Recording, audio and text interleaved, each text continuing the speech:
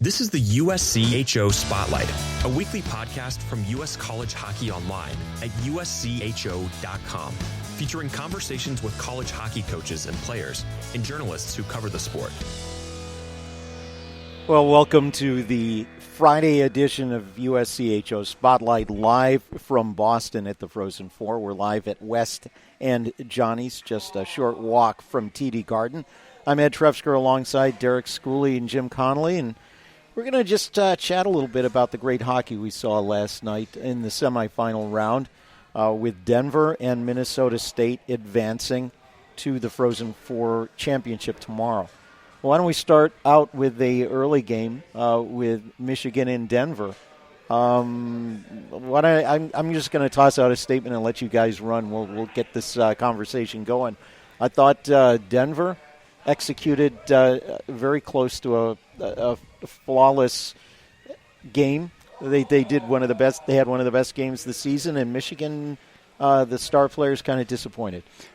Are you going to turn my microphone on today? Yep, it's on. Okay. You were silencing me yesterday. Pretty good statement to start off there, Ed. I live tweeted during the game yesterday, and I was sitting. We were probably about 10 rows up, and the one thing that you noticed right from the start of the game, Denver was committed to having three guys back. Yep. They were committed to not giving up odd man rushes. They were committed to gaining zones when they have to. And Michigan, we were talking about the over-under yesterday of scoring. Like, what would the over-under if we'd have said they only had 4 shots in the first period and 1 through the first 10? Michigan refused to adjust to the game that needed to happen. They need to start funneling pucks to the net. They need to start getting greasy goals. Yes, did they miss some chances through some screens where they just missed the net? But sometimes you have to read the game and talk about, we're not going to outskill them because they're not going to allow it right now with bodies and traffic. We're going to have to get ugly. We're going to have to throw pucks. And if you looked at their goals, they were off broken plays. And I think Denver did a great job, and Michigan refused to adjust to what needed to be done. With that lineup, only to have in the teens in shots, I think it was 18, 17. 21 by the end, but 14 through regulation. Yeah, so that just shows you that they were not ready to adjust to the kind of game that needed to be played. You see it all over the internet. Maybe if they would have played Western Michigan, they would have got some NCHC experience. But I know you love that. I saw your face, and I had to throw that out there. But I think that's the way that what Ed said was right on the money, and I don't think they adjusted. I don't know. I totally agree with that, and the reality is their best period was overtime, though. By far, but I think at that point they had adjusted to the game a little bit. They knew what the game was. They were stubborn, and I think that their players really talked last night post game about not being ready, not having it from the get-go. I don't know. How can you not be ready for a national championship? Yeah. I don't know if I agree with that, Derek. So I think that was kind of an excuse. I think they were a little shocked at the game plan that Denver put out, but how could you be? I mean, if you watch their games against UMass Lowell and Minnesota Duluth, there was a tight middle of the ice.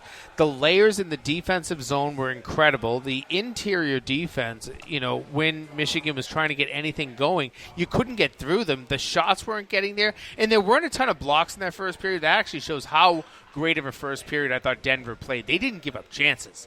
I think the actual scoring chances were only 7 total. Shots attempted was 7 total for Michigan. 4 got on net. I think 2 got blocked, 1 missed wide. That's unbelievable. I was sitting next to Scott Sandlin, was right behind it. He came in halfway, maybe about 5 minutes late, and he's giving me trouble about live tweeting. He goes, "What did you just tweet?" I said, Denver's got a third guy back, taking away the middle, forcing everything to the outside, and they're really diligent with it. And he goes, "Shocker." That's what he said. I mean, and he just played him, and we started talking. If you notice, Denver was trying to get away from some matchups. They wanted the fourth line Lambert against their top line at Brink's line, right? And they kept moving Barrow and the guy Carter Savoy back and forth. It's too difficult for matchups when you're not the home team too. And they were trying, but you could see that they were losing that battle. But they still, just the ability to make sure, as I think it was David Carl that said, it might have been one of their players, it might have been Savoy that said it, when one guy got beat, we had somebody there. And when that guy got beat, Magnus Krona was there. And that wasn't often. Yep. Magnus he didn't have to be great. great. Two toughest saves were in overtime. Stopping blanking on the defenseman on a 2-on-1, and there was a great tip. Blankenberg. No, the kid that was the Hobie Baker finalist. Hughes coming down. He muffined it right in his chest. He didn't get it. He put it right in his chest, and then there was a really good redirect. But you also heard Krona was asked about that 2-on-1 save that he made. It was on a really good redirect. He made a good toe save. He said, I kind of expected it. We've watched them on tape, and they do the same thing every time. They always throw it to the guy that's a little bit forward and have him redirected. I just knew where to go. I mean, did Michigan become predictable as the season went on? Maybe they did.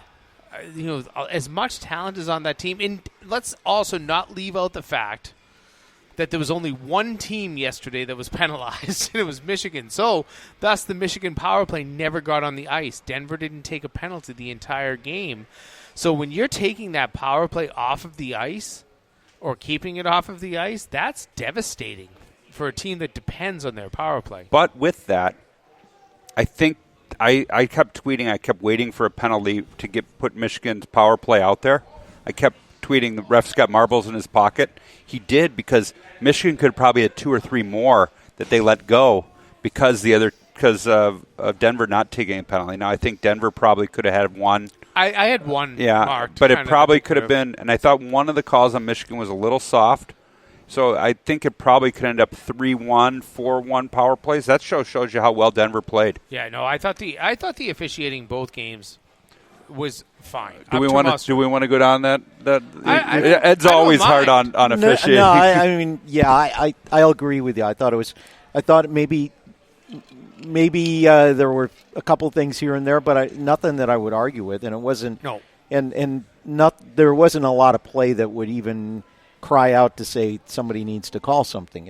It wasn't that way. But I want to get back to the you mentioned Luke Hughes, one of the 7 first-round draft picks on that team. And of all the players out there in that category, he was the one I noticed most. Owen Power I noticed a little bit, but all these offensive juggernauts didn't seem to be a factor in that game. And in the postgame, somebody asked, I think it was our own Chris Lurch from USCHO, asked Mel Pearson about the fourth line, which had 6 goals in these 4 NCAA playoff games.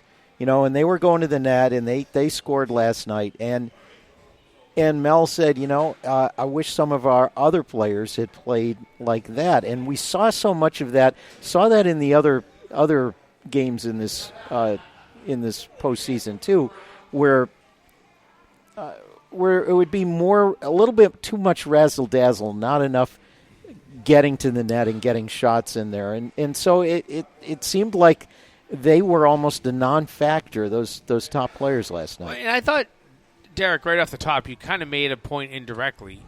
We had talked so much about not being the Harlem Globetrotters, and that's what Michigan had to do, was stay away from that. But we had talked about doing it when you had a 2 or 3-0 lead. They were still trying to be the Harlem Globetrotters when they were trailing a goal. And that's a real problem, because they were making passes that became danger zone turnovers. Making bad passes at your blue line because you think you have this guy that's going to suddenly take that puck and go right to the net. And I didn't think that they were – you said they didn't funnel pucks to the net. And sometimes you just have to get a body and a puck in the blue area.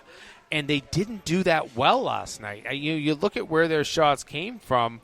There were a lot of quality shots, and I never got to talk to any of the guys that were handling official stats for ESPN and stuff like that to know exactly what the quality chances were. But it felt like a lot of Michigan's, despite the fact they only had 14 shots, they had some good shots.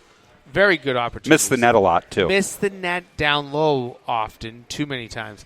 But at the same time, it wasn't that difficult for Krona to stop it because there was not a lot of traffic, and there were definitely not a lot of rebounds. And you talk about some of the Harlem Globetrotters stuff, and I don't even remember the players involved at this point.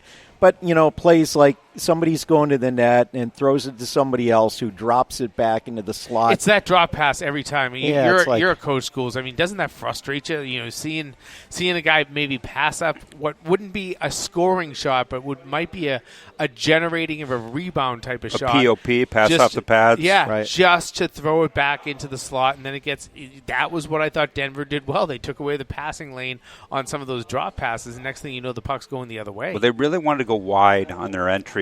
Yeah. From side to side and bypass the middle. Yeah, they had a middle lane drive, but they were looking for that guy. But, and then sometimes that guy would get the puck instead of shooting, he'd look to go back.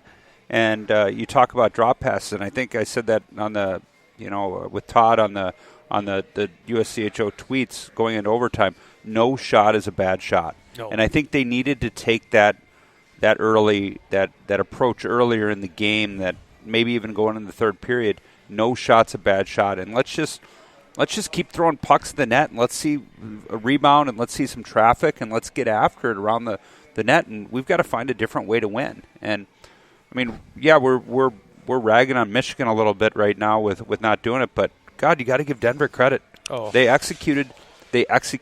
All four of us here, me, you, Ed, Jimmy, and Jess Myers. Not one of us had Denver winning that game.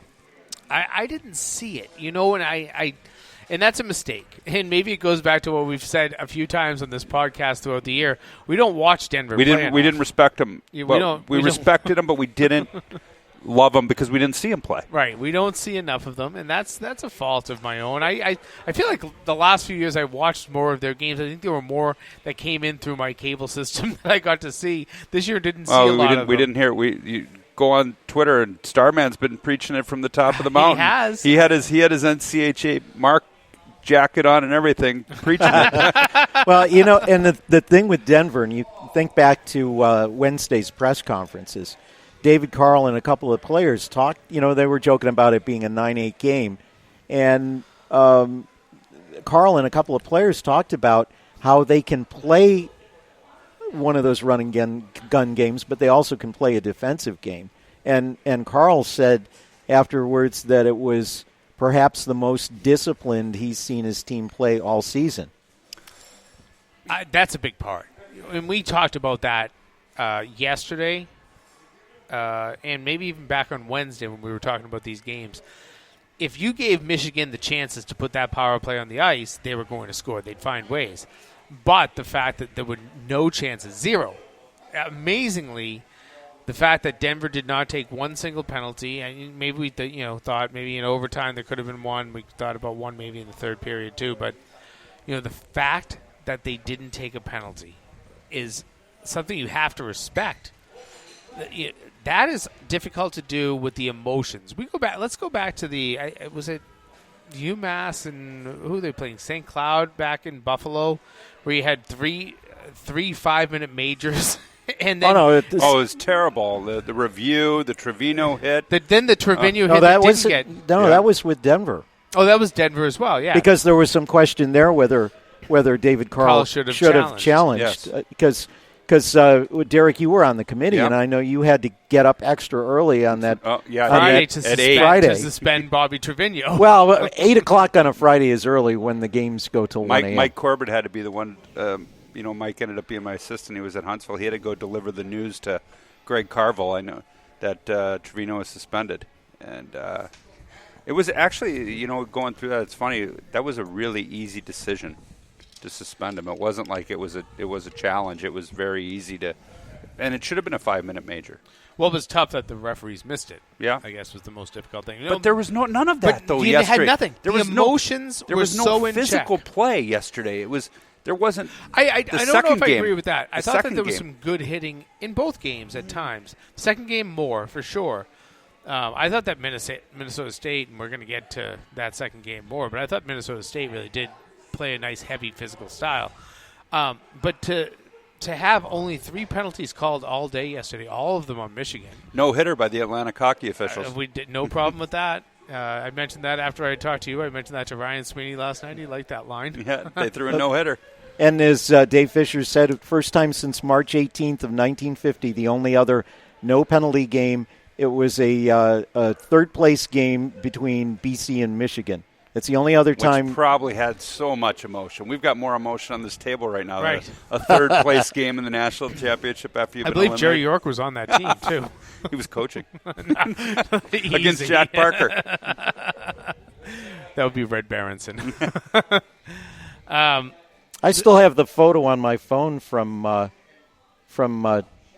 Trevino's hit there in 2019. I thought you were just bored with this already. So I was wondering what was going on over there. Yeah, Why is that on his phone already? No, I know. Yeah. I mean, I guess school's got he has this little ADHD, but I mean, like, come on. No, that's that photo. I remember showing that to Derek that night. One of our photographers took a picture of his viewfinder and sent it to me. Then we got ripped by some media for suspending him. How we could do that to a kid in the national championship game. Well, things worked out pretty well for Bobby Trevino. Yeah, he had it good. He got a national championship and now plays for the Rangers, so things have worked out well for him. Why don't we take a pause, and then we'll talk about that Minnesota State-Minnesota game, which didn't go as some people thought, and it started out seeming like it was going to go in a different way, too, but we'll talk about that. I will tell you this. It seems like there's a lot of air flights flying out of Ann Arbor today to different cities. We'll get there. We'll do that when we return. This podcast is sponsored by DCU Digital Federal Credit Union. What will DCU mean to you? Find out today by visiting dcu.org. Membership required. This is the USCHO Game of the Week podcast from U.S. College Hockey Online. Money for rent? I always make sure. Money for rent? I always make sure I have it. But a little extra for a rainy day fund always felt out of reach, till I switched to DCU and opened their free checking account. Now, I'm able to get my direct deposit up to 2 days sooner.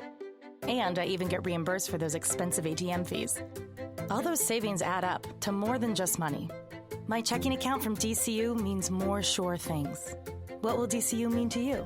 Insured by NCUA. Membership required. Visit DCU.org. Passion, talent, development. NCAA hockey offers all that, and its players graduate at a 90% rate. Johnny Gaudreau. Backhand score! Wow, what a goal! Joe Pavelski. And Shane Gostisbehere were stars on campus before the NHL stage. Whether you are a fan or a player, nothing compares to college hockey. Visit collegehockeyinc.com and follow @collegehockey. Champions of the college hockey world! Hi, I'm Smokey Bear, and I made an assistant to help you out, because only you can prevent wildfires. Hey, Assistant Smokey Bear. Call me Papa Bear, because I'm grilling up dinner. Do you get it? Yes, good job. So, what should I do with all these coals? Don't just toss them out. Put them in a metal container because those embers can start a wildfire. I understand. The stakes are high. Ha, ha, ha, ha. Learn more at SmokeyBear.com. Brought to you by the U.S. Forest Service, your state forester, and the Ad Council. What is dedication? My daughter started making necklaces. She makes what we call affirmation fashion. I tell her every day that your black is beautiful. And if there's anything better than being beautiful, it's being smart. And if there's anything better than being smart, it's being kind. And reaffirming that every day is our method of making sure her chin never drops. That's dedication. Visit fatherhood.gov to hear more. Brought to you by the U.S. Department of Health and Human Services and the Ad Council.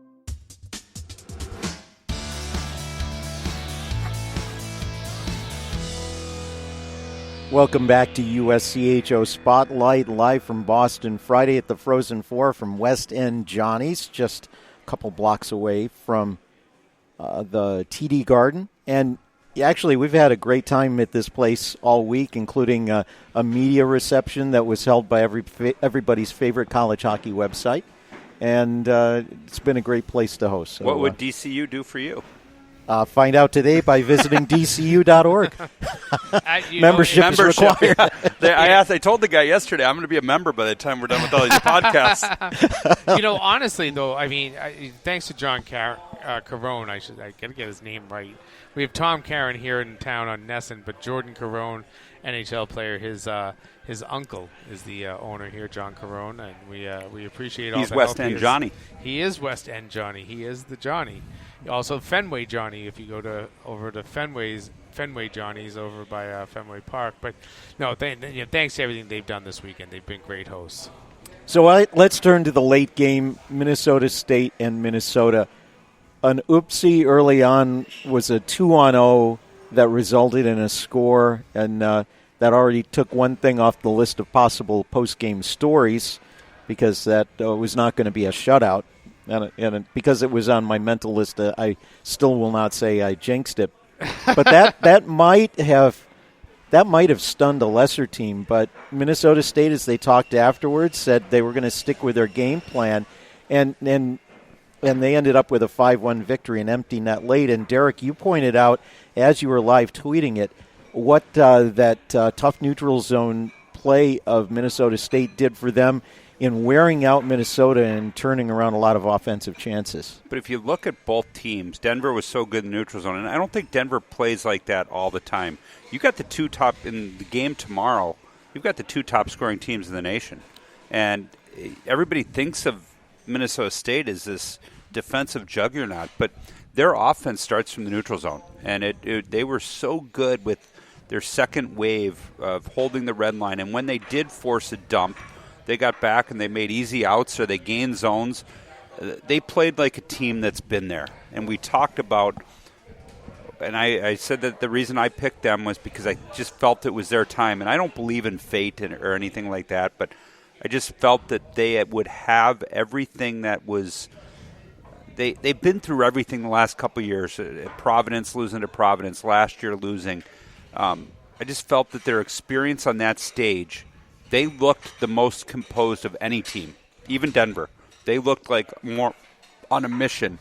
And to go out and shut down Minnesota, I mean, Bob talked about it. They kicked our butts, quote unquote. Yeah. And correct words, too. Yeah, they kicked our butts.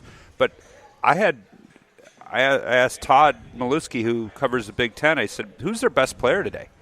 And we came up with a third-line winger. I mean, their top guys were just completely neutralized, and it was actually a really good clinic to watch by one team. Yeah, that's a really good word, clinic. And it didn't feel like it for so long, right? Because they give up that early goal, just a little bit of a mistake. The puck, it looked like the puck almost got stuck in the neutral zone, like a stick went over a puck that didn't move. The dreaded 2-on-0? No, the dreaded 3-on-0. And it became a tip and then a 2-on-0, and the passing clinic that was put on by Minnesota on that was their lone highlight of the night. But, I really thought that Minnesota State would be in trouble at that point. I thought that they could have given up 2 or 3, but that was – and we've talked about it, maybe the shots were a little off on different scoreboards and stuff like that. I'm not sure if it was their first shot of the night. It was registered in the building as their first shot. That was their first shot. They had one other after that. Okay, but for so long, there was no offense for Minnesota. And, here we are thinking, oh, boy, they're in trouble now. Boy, they're really in trouble now. Thinking that, Minnesota State might struggle because they went down. Well, guess what? They actually played great for the rest of that period. Only allowed, I think, 4 total shots. That shot came exactly at the 11-minute mark. They really outplayed Minnesota the entire game.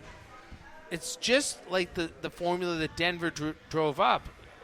You limit the shots, you limit the attempts. Maybe they'll get some good scoring chances, but that's when your goalie, and when you have the best goalie in the game, Dryden McKay, that's when you have to be good. No, he's not. He's good enough. Well, he's good enough to win a national championship. And if you gave him a choice, I'm sure he would pick the national championship. But Bob Motzko talked about how Minnesota State's forecheck just ground them down, and that's what you're talking about. They would have to clear and dump and get a change because they'd spend so much time dealing with that. And you got Minnesota changing, and then of course there comes your easy out and back up the ice. But Bob, he was kind of picking up on a theme that we heard 3, 4, 5 years, probably 5 years ago now from Don Lucia about old players. Let's get out the violins. I mean, come on. Called several times in the press conference. He called the Mavericks old and grizzled, Yeah, well, they have charters and they have every unlimited dollar, so I don't want to Right, hear it. right. It's so souring. That is one of the most souring lines that a coach can say, and I love Bob. No, I'm a real good friends with Bob. And I don't blame it on him. I get it. You get frustrated. And listen, I come from a land where there's a lot of young recruits at Boston University and Boston College. I've heard a little bit of that from BU, not so much from Jerry York, but age is what you recruit. You get to choose who you bring in. You do not have to take every 18-year-old blue chip that's out there. You can give up on a few blue chips, take your chance on a couple of 20s, and mature them to 23. And that can sometimes, and we're seeing it right now, and I don't even think that they're that old, but we're seeing it right now with Minnesota State, that a little bit of age, a little bit of experience goes a really long way. And now they're going to play the second youngest team in the country tomorrow night in Denver. And that is a young team, but I don't feel like Denver doesn't play young. Yeah, and I think back to early in the season when we were talking to Mel Pearson as they were, it was around the icebreaker time. And he used this example of matching up boy strength versus man strength. It's a big thing. Yeah, You can talk maturity more about it, Derek, development in those 3 or 4 years in age. But everybody's got to go to what their strengths are. Sure. You've got to, like AIC, figured out that their strength, because it's American International, would be to get some Europeans and use that because they get grant money for the Europeans and use that to help fund their scholarship budgets. Everybody's got their niche. And if your niche is high-end first-rounders, you know they're going to be young. You know that they're going to be gone after 2 years. 2 years max. Yep. And you've got to understand that. And you've got to know that, Greg Powers at Arizona State is going to sell the fact that he's got a new rink and you got Arizona to deal with. You sell your niche. And that's what it is. And Minnesota's niche is high-end young players. And sometimes those high-end young players get beat by Minnesota State's niche of what is older, and yes, grizzled veterans, but that grizzled group of veterans have also been to 3 Frozen Fours. So nobody was calling them grizzled veterans when they were in 3 NCAA tournaments, back-to-back Frozen Fours. Nobody was feeling sorry for them the first time. When they lost to Providence, yes, right? You do what your niche is. Oh, we got some little crowd going crazy for shots here. Masters, gotta love the Masters. I think of it, Derek, we look at some of the past national champions, and you go back to Yale, older team. You go back to Union, older team, and then coaches, I think, almost in a concerted effort, started trying to put together some older teams, and then they watched these younger teams start to win. Now it's what's the flavor of the day for too many coaches, I think. But I think you've got it right, Derek, is that you have to kind of just figure out what your identity is going to be. And where do you want to go with it? Then you figure out what you want to recruit.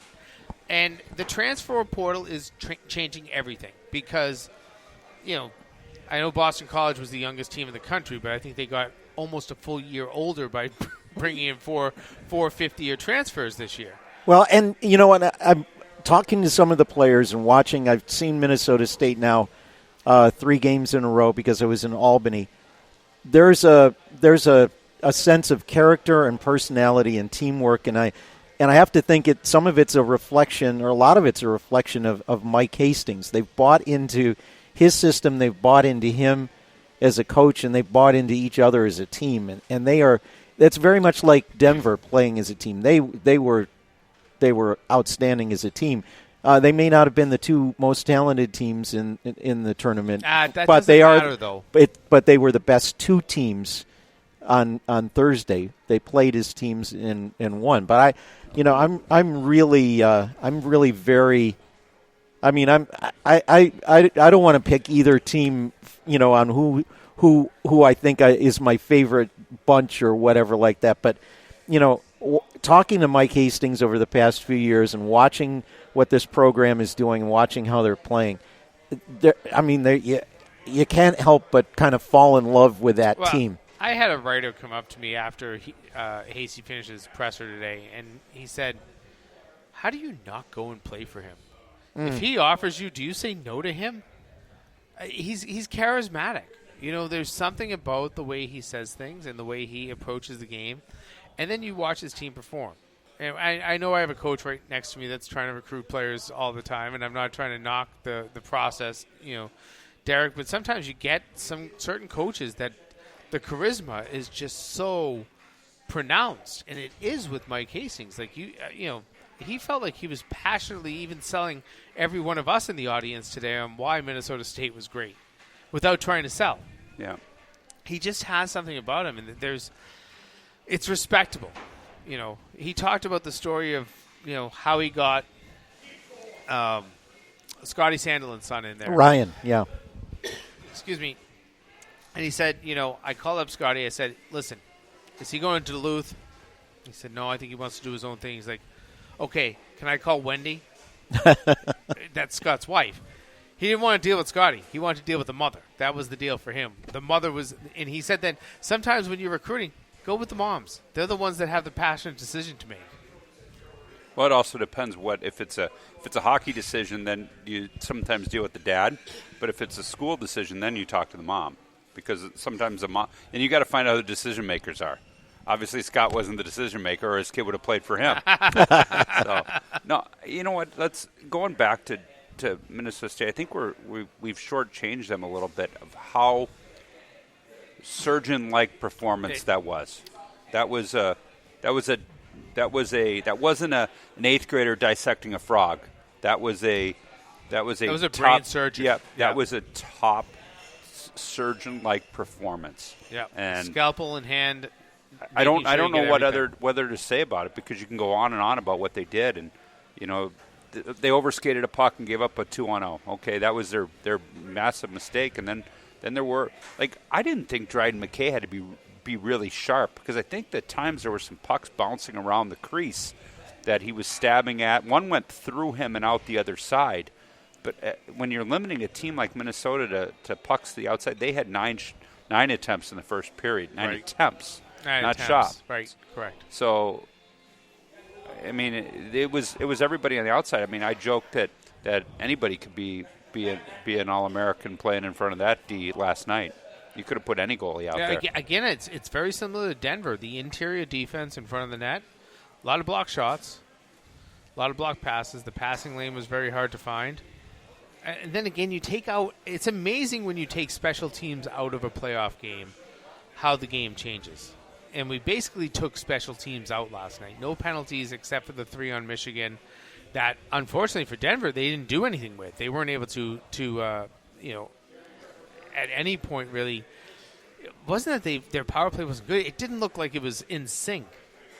And you take special teams out of a game. Now it's a 5-on-5 game. Not a lot of coaches love playing 5-on-5. Some do. Some think that they're the best 5-on-5 team out there. And if you are, and I wouldn't be surprised if both of the coaches that are in the national title game think that they're one of the, two of the best 5-on-5 teams available. But not every coach in schools, you can kind of back me on this, I hope. And you get in the playoffs, you kind of count on the fact that you're going to get a couple of power plays at some point in the game. You would think. There's very rare. I can count on one hand the number of no hitters that were thrown on one team, let alone two. That was a perfect game, not a no hitter. Yeah. I mean, that's what it comes down to. And like I said, there's really no special teams involved. You didn't get to see anybody's faults. You didn't see anybody's strengths, special team wise, and Denver did not capitalize on their chances. Especially they had. I said, there's no way. I said, for sure Michigan's getting the next power play, and then Denver got one. And then I'm like, there's no way that Denver's getting another power play. And then they got another one, and Michigan still. And then they're actually the real call probably should have been an overtime against Michigan that they got away with because they had let it go. The trip. Yeah, trip. Yeah. Yep. Mel was losing his mind. I kind of do wonder. You can't put this aside. You've got so much tape to watch, kinda, as a coach, but you're really always looking for the most recent game. How do you dissect what Minnesota State does on a power play if you're Denver? They didn't have one last night, so you don't really have that. You have a little bit from the regional, which I worked that regional, and I don't remember them being potent on the power play. I don't know that it's kind of hard to find if you're Denver to go back and find their great power play executions, which is a good power play. Well, you want to talk some numbers, and this is going to be interesting on Saturday night. This season, Minnesota State is 27.2 on the power play. That's tremendous in this day and age. Like I said, and Denver is 245. But on the other side, Denver 212 on the PK, 135 on the penalty kill is Minnesota State. Special teams, not a factor. So when you say that, but I will guarantee you, there will be penalties in the title game. Well, it's just I think it's just. Maybe there was a nature maybe to try to let things go yesterday. And I thought that 4 teams played clean games. This was not a game. We were talking earlier about that UMass Denver game. This was not a game like that. There wasn't the emotion. There wasn't the egregious hits. I mean, and there were. Yeah. Don't forget that I think we had 2 majors in the first 10 minutes of that game, if I remember right. This was very different. This was 4 teams that were out there almost trying to keep the power plays off because they understood how potent they are. So you're trying to make sure that you can kind of stay out of the box, stay disciplined, keep the game 5-on-5, because I think all 4 teams believe that 5-on-5 they were okay. Maybe Michigan didn't. But, you're now going to get into a situation where no matter how you believe things, there's still going to be emotion. There's going to be nerves. There's going to be some panic tomorrow night on both sides. Denver's been in a Frozen Four before. Minnesota State's been in a Frozen Four before. Neither team with these players, these current players, have been in a national title game.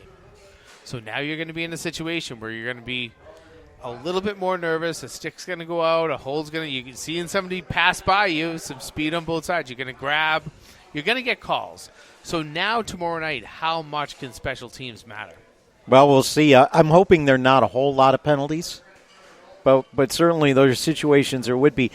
There would have been. I would like to see 1 or 2 last night. Sure.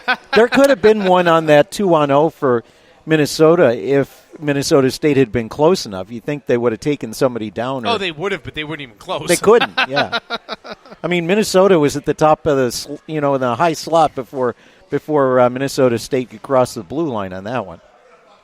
Yeah, I mean that was a mistake. I mean it's a big time mistake. But that tells you so much how they just took a deep breath and kept going and didn't let it upset them. Yeah. And yeah, we're going to take a quick break here in a second. I just want to leave one other thing that's. Are we going to talk about the award winners? Yeah, we will when we come back. One other thing I want to mention about that win last night for Minnesota State. They are now 32-0 when they lead after 2 periods. They had a 2-1 lead at the end of 1 or at the end of 2, and then broke it open in the third. So, Yeah, I said that. I saw that in somewhere. Then I said it in my tweets, and I thought that was going to be the kiss of death for them. But they shut that period down. Well, we're going to take a pause. We'll come back to talk about award winners. This podcast is brought to you by DCU Digital Federal Credit Union. What will DCU mean to you? Find out today by visiting dcu.org. Membership required. This is USCHO Spotlight on Friday at the Frozen Four.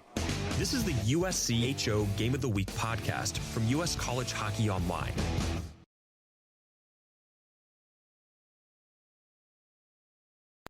Sometimes it's not about wanting a new car, it's about needing one. And I needed one I could rely on. So I got an auto loan with DCU.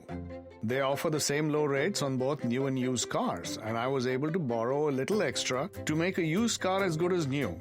My auto loan from DCU means a ride I can finally rely on, which feels like a pretty big thing. What will DCU mean to you? Insured by NCUA. Membership required. Visit dcu.org.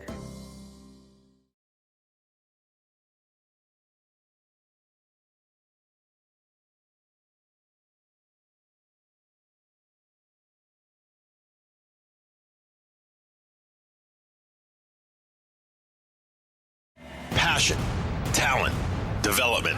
NCAA hockey offers all that, and its players graduate at a 90% rate. Johnny Gaudreau. Backhand score! Wow, what a goal! Joe Pavelski. Goal! and Shane Gostisbehere were stars on campus before the NHL stage. Whether you are a fan or a player, nothing compares to college hockey. Visit collegehockeyinc.com and follow @collegehockey. Champions of the college hockey world. Would you know what to do in a poison emergency? Would you know whom to call? Well, the answer is Poison Help. 1-800-222-1222. Poison Help is a 24/7 government hotline staffed by poison experts. It's free to call and available in over 100 languages. Every second counts in a poison emergency. Don't waste it wondering who to call. Save Poison Help in your phone today. 1-800-222-1222.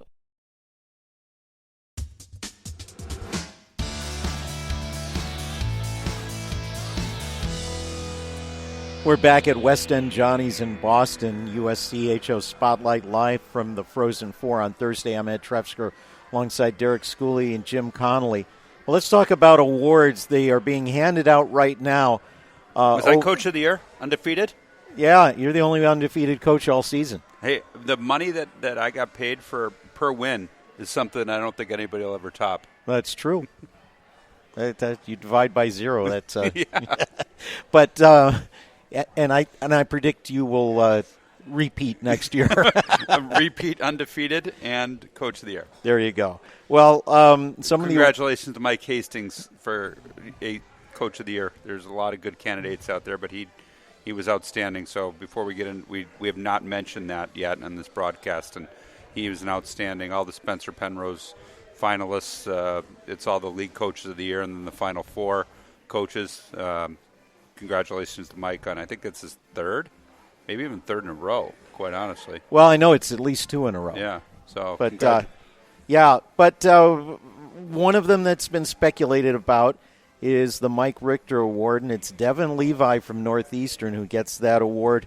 The other two, Yaniv Peretz from Quinnipiac and also Dryden McKay from Minnesota State, were beat out.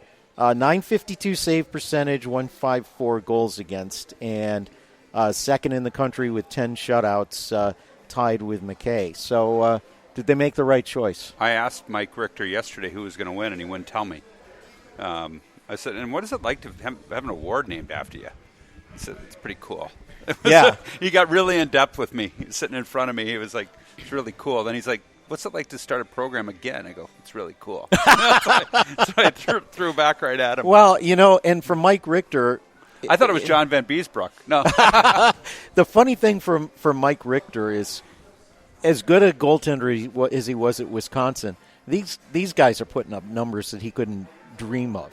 The goaltending today. Of course, the game has changed, the equipment has changed, and all that. But these numbers for all three goalies were astronomical. Unbelievable. I think it just matters the voters, what the voters' preference are. Because when you're talking 950 save percentage, yeah, 952. 952. Oh, that too really made the difference. I think that was the difference between getting in the tournament and not. Yes, it was a tough call.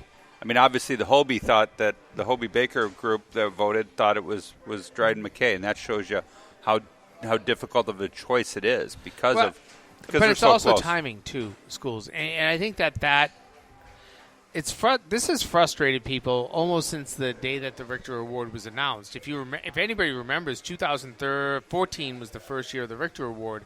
Connor Hellebuck won the Richter, and he was not a Hobie top 10 candidate. He had such a great postseason, but he was never voted as a top 10, so he couldn't get the recognition from the Hobie side. I guess that's where there's a disconnect, and I think it's a.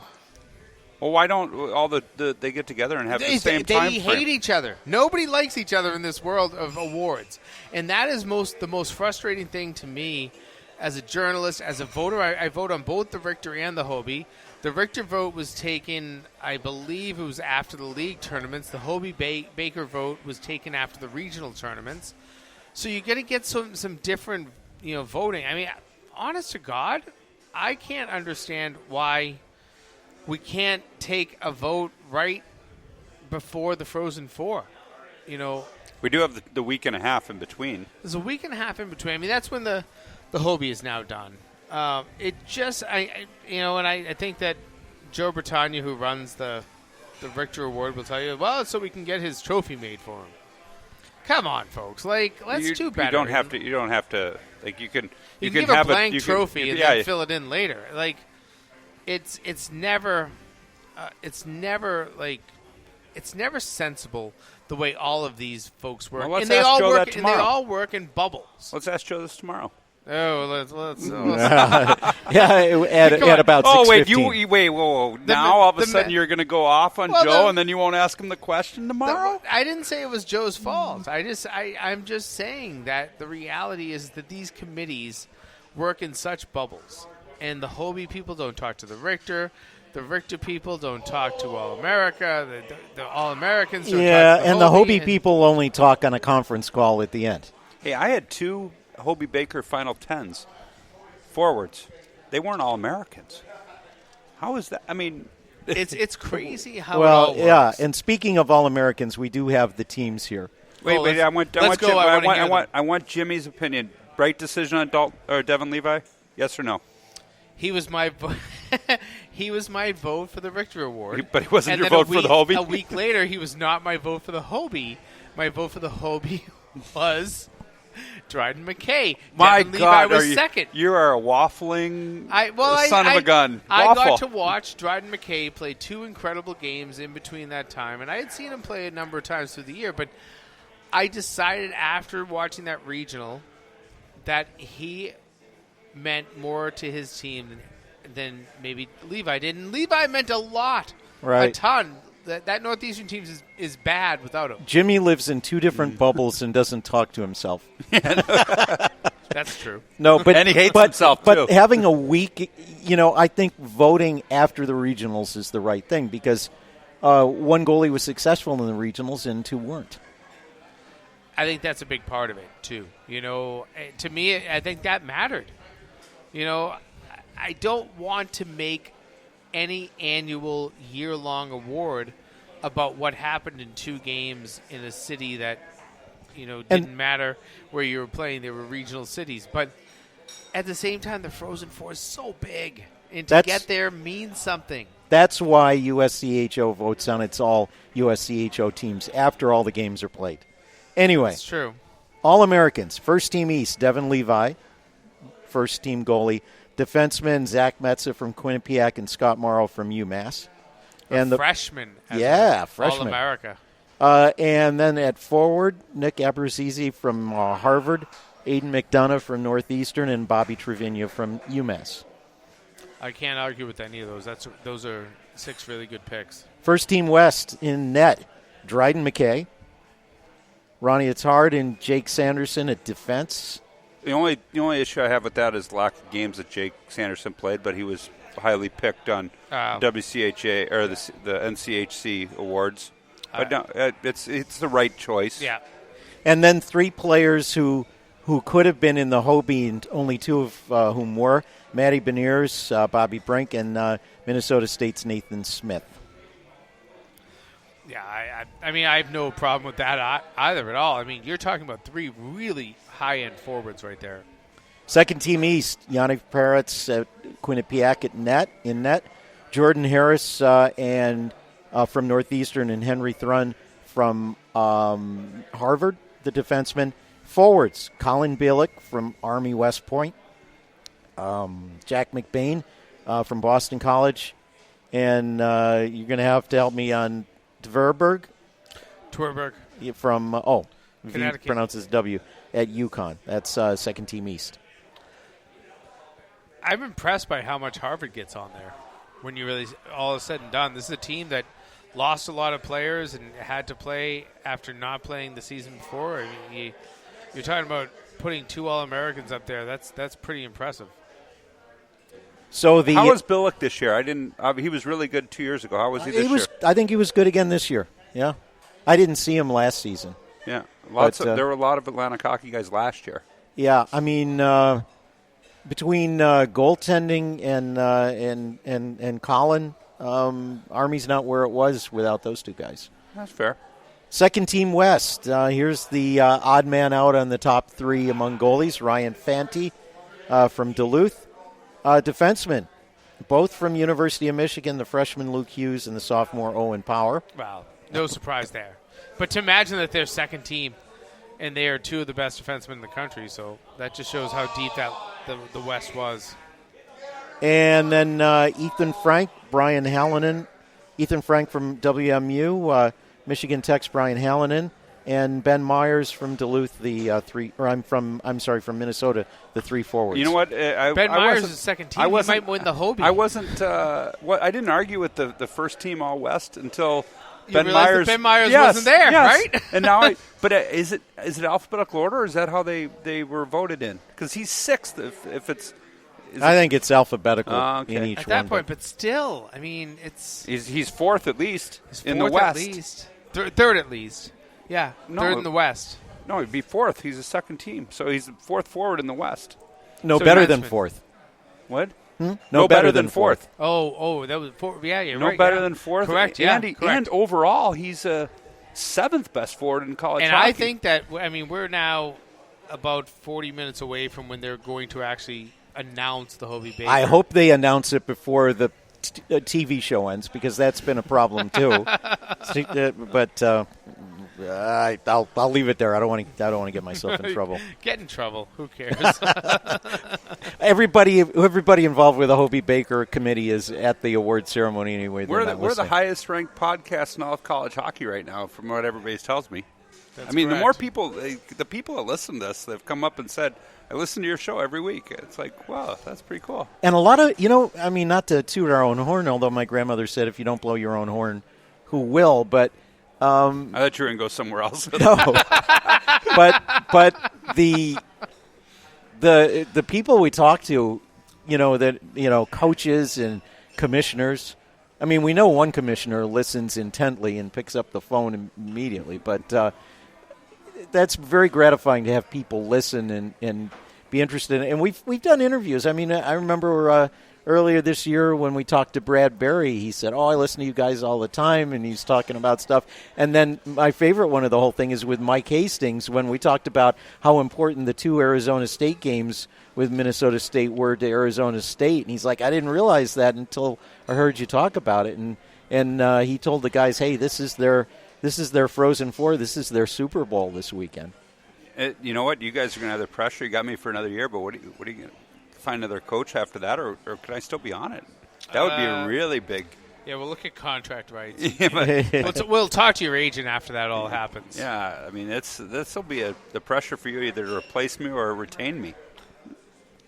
Well, on the Jimmy got quiet on that. I just want to know. I want to know which contract you want to take, ours or Robert Morris's. I got. Wait till you get all of my Uber expenses for this week with me limping around town. We'll talk with Tim and Dawn about that. I gave him a quarter zip today, hopefully to get my expenses paid. I figured it'd be a good trade.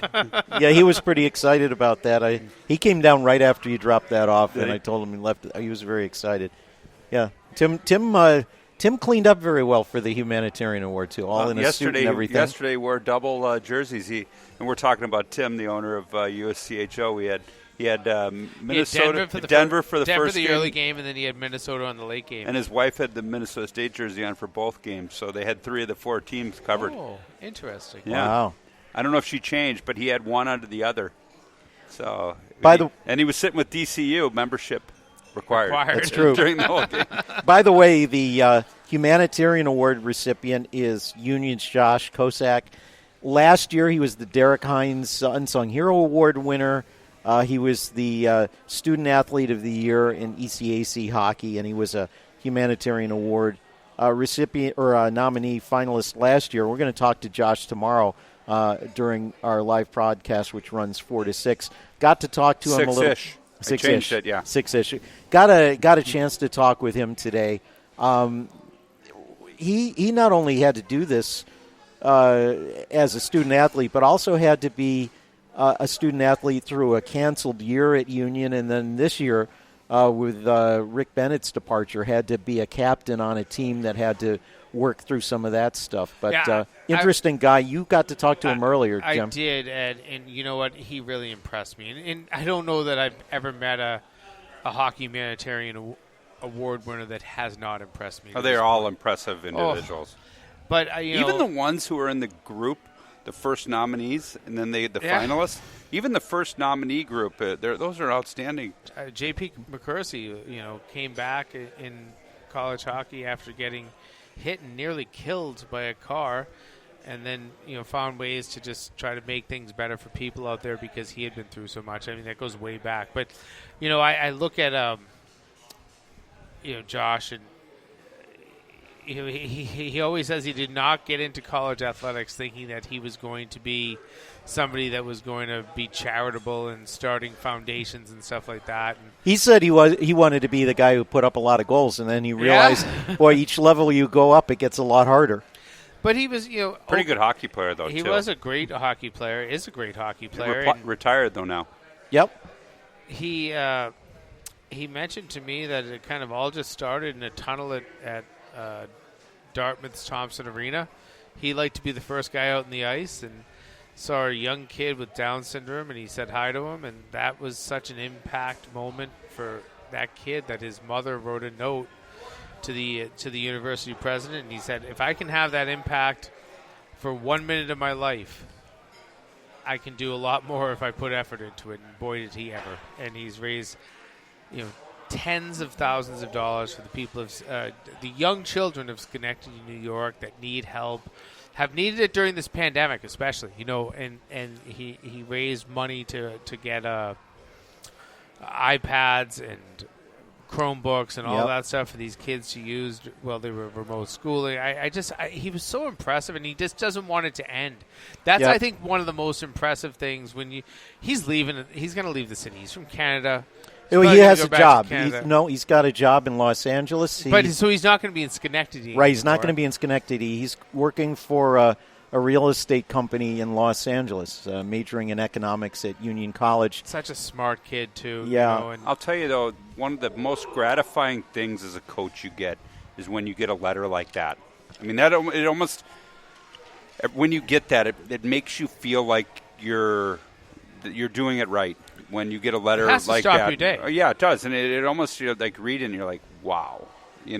We had a team impact kid, and we were one of the first programs to do a team impact, and the kid got hit by a car, and he had brain problems and seizures, and he gave us a jersey. He's back playing hockey now. He's got a girlfriend, but he still is Facebook friends with all of our players. His mom still emails me. It's like things like that make you feel good. It's like getting a thank you letter from parents, and you don't, believe it or not, you don't get them very often. No, I believe that. Hey, thank you for 4 years, or thank you for this, and it makes you feel like you're doing it for the right reasons when you have your players that do those things and are in the community. And I'm still getting them. Brady Ferguson, one of our all-time leading scorers, became friends with a family in town, and I still get letters from them. What a good person Brady is. Brady sent him a jersey from Sweden, and it's just that's what makes you feel good as a coach, and that makes you're doing the right things. And you need to continue doing that. Yeah, and I get that occasionally as a broadcaster. I got a really nice note from parents of a graduating senior saying thanks for getting us connected to our son's games when we couldn't be there all through that time. That's really good. And maybe wrap with this thought today. One of the things I asked Josh about that I like to ask these humanitarian winners is about the culture around hockey. You have parents who have to sacrifice a lot, whether it's monetarily or time or whatever, when the kids are small, getting them to rinks at odd hours. And there's a community around the sport and its fans that has a certain closeness that you really don't find in any other sport. And people say that has a lot to do with the kind of character and charitable attitude that people have, because and this was part of Josh's message today. If you've been given so much, you've got to show some gratitude and find ways to give it back.